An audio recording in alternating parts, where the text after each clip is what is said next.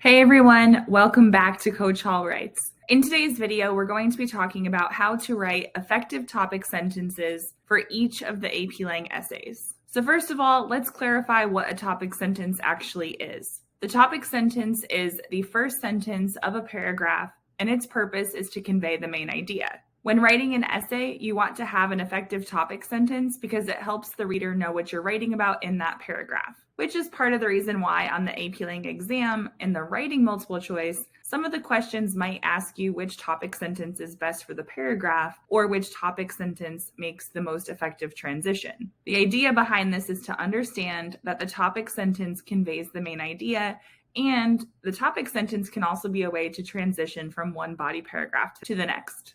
Generally speaking, an effective topic sentence contains two parts, the what and the why.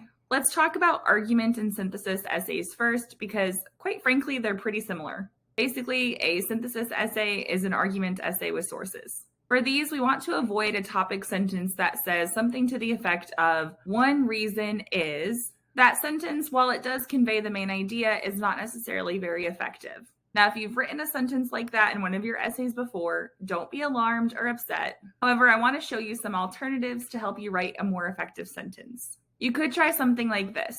When considering, and then put your main idea or topic in there, one must first recognize that, and then we have the word because. The word because leads to the reasons. As you expand on this throughout your paragraph, you're going to generate some commentary. It's also important to make sure that your topic sentence is a relevant claim that responds to the prompt. While it's not mandatory, sometimes it can be helpful to make sure that you have the keywords of the prompt in your topic sentence.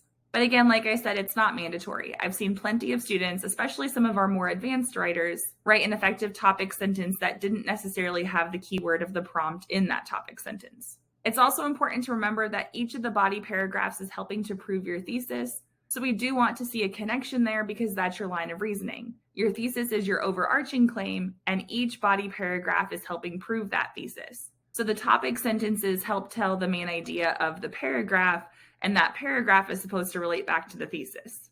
Now, I will say this, I find it harder to come up with sentence frames for argument and synthesis essays, mostly because the prompts vary, and I think oftentimes students are able to make a prompt-specific topic sentence, and I don't really have frames for those. I do, however, have more sentence frames for rhetorical analysis, so let's check those out. So for rhetorical analysis, we want to avoid a topic sentence that looks like this. One choice the writer makes is. It's straightforward, but it's also kind of boring and kind of simple. We can do better than that. So you could try something like this. You could try introducing the purpose or perhaps the call to action by saying, in order to ultimately convince, and then you would put the audience there, the specific audience, to, so what is the person trying to convince them to do, the speaker, and then write a claim that has the rhetorical choice that you're going to talk about. Now remember, a rhetorical choice is what the writer is doing. We want to try to use a strong verb in our topic sentence. So if possible, we want to avoid saying something like uses repetition and instead try something like repeats. Let's say the prompt asked us about the message. We could use a similar sentence frame here. In order to convey his or her message that, and make sure you tell us what the message actually is. Even if you already said it in your thesis, rephrase it a little bit differently if you can. It's okay to use synonyms or to change the wording a little bit, but you want to tell us what the message is because the reader needs to know that you understood the passage. So don't waste an opportunity to prove that you understood the passage. Include the specific message in your topic sentence if you're using the sentence frame. The sentence frame finishes the same way as the previous one. We would put our speaker's name there, and then we would make a claim about the rhetorical choice. Now, if you've already used the speaker's full name, you can refer to them by their last name throughout the paper. The bottom sentence frame on this slide is a little bit simpler, but it would be the speaker's last name, and then you would make a claim about the rhetorical choice in order to, and then you would tell us why they made that particular choice. Because remember, we want to try to include the what and the why. So in this case, the what is the rhetorical choice, and the why is the reason why they did it. Here are some other sentence frames that you could use. So you could start with the word by and then follow it up with a verb that ends in ing. So something like by repeating the phrase we, or by creating a common enemy, or by flattering the audience. Because that's a dependent clause, you're going to put a comma after that clause, and then you're going to finish the sentence. So because you already told us what the speaker does, they might have flattered the audience or created a common enemy, then tell us why they did it. When I teach rhetorical analysis, I tell my students to analyze the passage chronologically. That means that they're following the speaker's line of reasoning and they're reading the passage and then breaking it up into sections, usually the beginning, middle, and end. To do this, my students look for shifts in topic, choice, or tone. So many of my students prefer this bottom sentence frame here because it helps show that they're analyzing the passage chronologically. So this one says, speaker begins, or if you want to be a little fancy, you could say commences his or her speech by, and then you would reference the choice. Now, if it's not a speech, if it's a letter or an article or a nonfiction text, then you would put that in there instead. Make sure you're actually using the specific genre of the passage you're looking at. Now, this one's kind of a two-part topic sentence, but that's okay. So we follow this with, doing so allows him or her to. Now, all of those previous ones would work for the first body paragraph, and quite frankly, many of them could be adapted for subsequent body paragraphs. So let's talk about how you could adapt them. For the second body paragraph, you could say something like, the speaker continues by, and then you would tell us what the speaker does. If it's the third body paragraph, or if you're just doing two body paragraphs and you're talking about the end of the passage, you could say something like, the speaker concludes by, and you can use that phrase even if it's not a topic sentence. If you're noticing a shift, you might say the speaker shifts from, and then you would talk about the previous main idea and then introduce the new main idea. So the speaker shifts from blank to blank. That sentence frame helps follow the writer's line of reasoning as well. And the bottom one on this slide is one that my students tend to use quite frequently, and this one could also be adapted for argument or synthesis.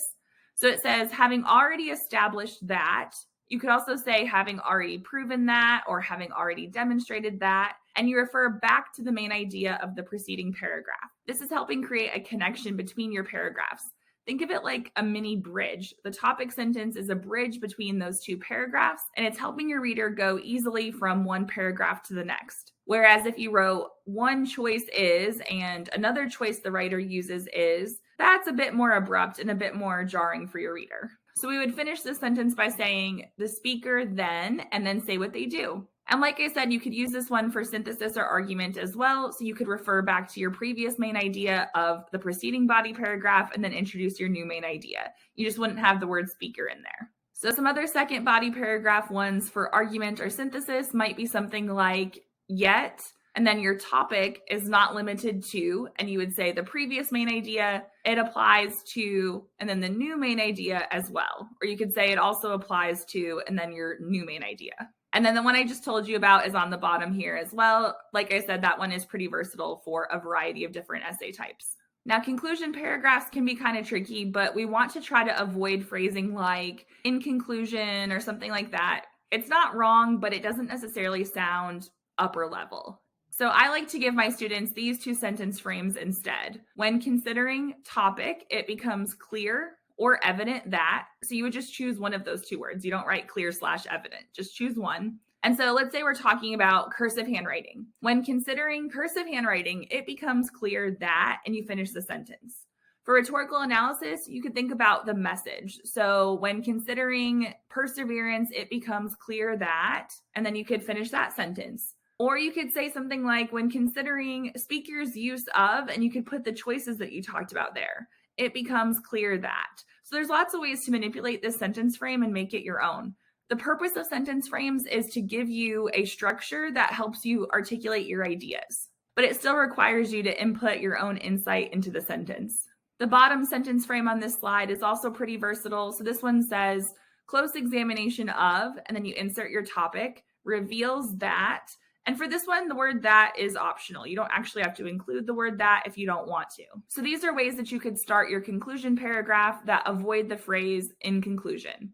Now, these sentence frames are pretty versatile, so it is okay to use them elsewhere in your essay. If you have a different way that you want to start your conclusion, that's totally fine.